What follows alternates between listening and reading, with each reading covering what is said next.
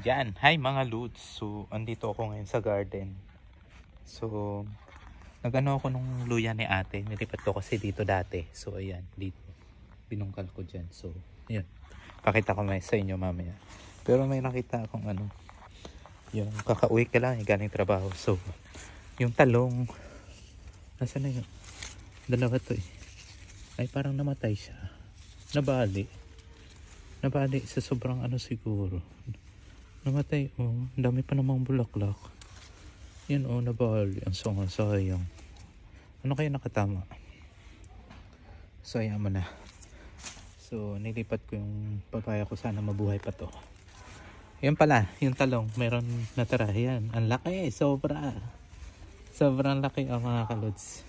Nag-iisa. Narvest ko yung dati. Maliit pa. Kasi nangihingi yung ate ko. Eh ngayon, merong isang natira dito. Sobrang laki, oh. Tingnan mo naman, oh. Yan. Oh, para siyang, makopa.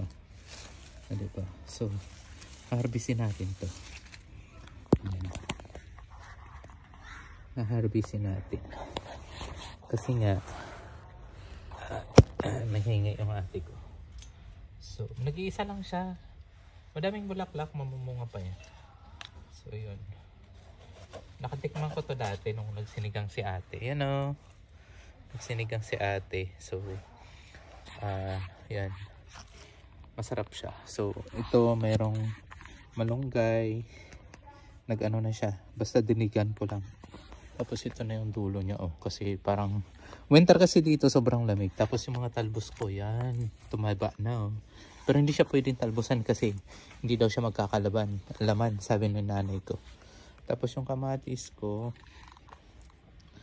meron ng bunga. Yun oh, yan. Meron na siyang bunga. Saka yung sili. Yan, gabi na ako dito kaya. Ito yung luya oh, maliliit lang siya. Pero yan, bigay ko yan sa ate ko. Doon yan sa dati, sa kabilang bahay. Tanim ko pa yan doon. So, sa ate ko yan eh. Kasi ito pa oh, may bunga.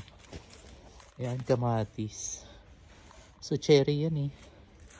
Yung ampalaya ko, ito yung pinakamasarap na ampalaya talaga. Pero, ito lang siya nabuhay dahil sa winter, hindi siya na Yan, may bunga na siya ulit. Sana kahit isa man lang para makapagbinhi ako. So, marami akong tanim na Yan, sili ko. Pwede ko lang gawing binhi ito. Yan, maraming dito yun. May bulaklak pa. Yung Yung okra, nagpabinhi ako rito. Hindi pa tumubo. Yan, antayin ko yan. Yun, meron na doon sa dulo. Doon sa dulo. Yun oh.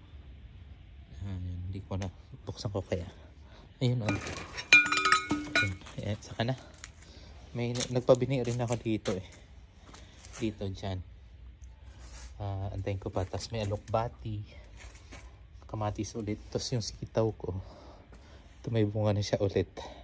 Sana makarecover kasi ayaw niya ng winter. Kaya nagkakaganyan yung niya o dahon. Tapos dito may oregano. Ayun sitaw ko yan bumabawi. Tapos ayun hindi ko alam yun kung ano yun. Sana makabawi. Tapos alokbati. Yan. Tapos yung may talbos pa ako dito. Yun talbos. Kamote pala yan. Yung kamuting puti. So ayun. Abangan ko na lang yung niyan. Yung tas may tanglad. Recover na siya mula nung kinain ng kalabaw. Tapos dito marami din aloe vera. Yun oh, aloe vera lahat yan. Diba? Medyo marami akong tanim. Diba? Ayan oh, yung sili, ang daming bunga. Yun pa oh, ang daming bunga. Yan. Akala ko kasi yung kamatis malalaki. Cherry pala siya. Yan oh. Nantay ko kasi na mamunga ng malaki. Gusto ko magbinhi ng malaki. Gusto ko magtanim ng gano'n. May kamati pa ako tinanim dyan dito. Yan doon meron. Yan. Tapos may papaya rin dito. Yan, papaya. So, ayun lang mga kalodi. So, ayan. Dito na ako sa bahay. So, ayan. Maraming salamat sa panonood. Pero ito pala, yung talong, tsaka luya. Ayan. Salamat sa panonood. Bye-bye.